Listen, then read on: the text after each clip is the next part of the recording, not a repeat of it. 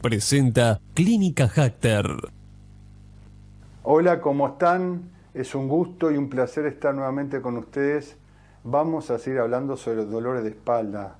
Sabemos que hay causas musculares que nos dan dolor de espalda, por ejemplo, las simples contracturas causadas por el estrés, las simples contracturas causadas por el nerviosismo, simples contracturas pero que nos pueden causar mucho dolor. También las vértebras nos pueden dar dolor fundamentalmente, y un ejemplo claro son las complicaciones de la osteoporosis por la fractura por compresión vertebral. Pero para no irme de tema en el día de hoy, quiero hablar fundamentalmente por los problemas de los discos, las discopatías que ya algo habíamos comenzado a ver.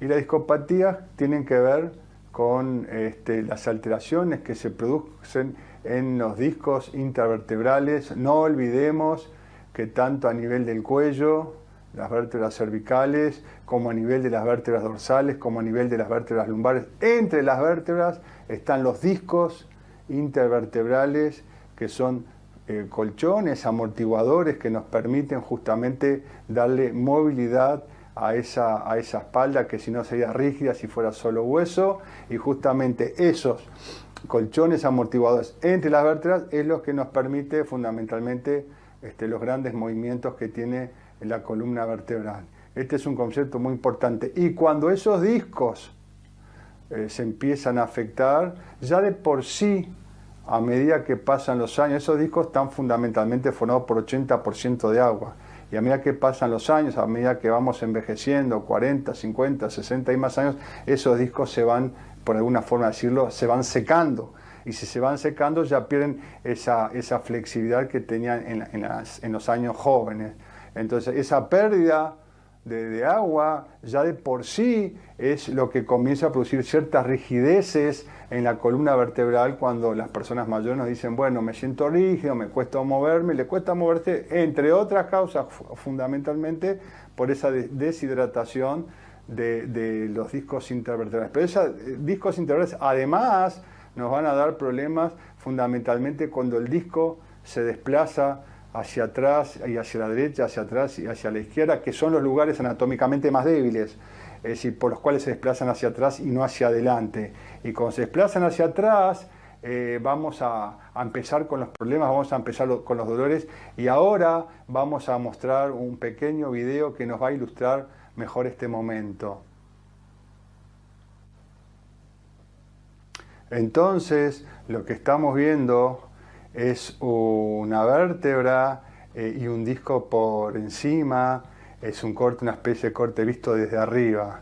Justamente lo blanco, el blanco sería el disco, lo azul, el núcleo pulposo, que todos tenemos en el centro del disco, que es una especie de pivot. La parte externa del disco lo dibujamos del anillo fibroso en amarillo, y vimos la vértebra. Son todos colores arbitrarios puestos por nosotros, y en ese rojo es la médula espinal y las raíces raquídeas, ¿no? Que estábamos viendo. Entonces, cuando se produce esa migración que estamos viendo del núcleo pulposo, todo comienza cuando ese núcleo pulposo, que lo estamos viendo desplazarse en el centro del disco, se desplaza fundamentalmente hacia atrás y hacia la derecha, o hacia atrás y hacia la izquierda. Entonces, en ese desplazamiento, ahí estamos viendo justamente cómo el núcleo pulposo empieza a tocar el anillo fibroso externo. Cuando empieza a tocar el anillo fibroso externo es cuando comienzan los dolores. Todavía no tocó la raíz raquídea, pero sí tocó el anillo fibroso. El anillo fibroso ese que dibujé arbitrariamente en amarillo ya tiene raíces nerviosas, terminaciones nerviosas. O sea, ya dar dolor, porque ese núcleo pulposo está tocando un sector que tiene terminaciones nerviosas. Entonces eso da dolor. Ahora, cuando ese núcleo pulposo con el material discal siguen empujando un poco más, y sí, como estamos viendo en las imágenes, y siguen empujando un poco más, ya no solamente van a estar tocando el anillo fibroso, sino que van a estar también produciendo lo que se llama la protrusión discal. Es decir, el anillo fibroso forma un globito, se abomba, empujado por el núcleo pulposo y el material discal, núcleo pulposo que dibujamos en azul arbitrariamente, y ahí estamos viendo en ese círculo cómo se forma la protrusión discal. Y cuando estamos hablando de la protrusión discal, ya estamos cerca de las raíces raquídeas y muchas veces ya la estamos tocando.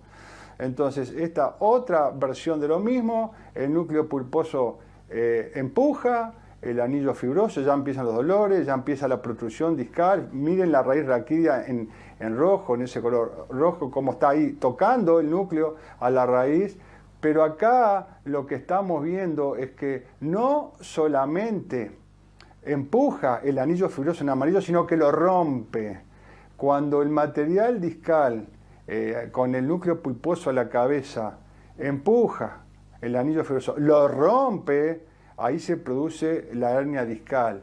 La diferencia entre la hernia discal y la protrusión discal es que en la hernia discal el anillo fibroso externo se rompe, mientras que en la protrusión discal el anillo fibroso no se rompe, aunque las dos situaciones pueden estar y están perfectamente en contacto con las raíces raquídeas. Y cuando me toca una raíz raquídea, vamos a tener mucho dolor, no solamente en el lugar del roce, en el lugar de la inflamación, sino que, que podemos también tener dolor a distancia. Por ejemplo, si toca una hernia discal a nivel cervical, me va a dar dolor de cuello, pero también de repente me da dolor de brazo.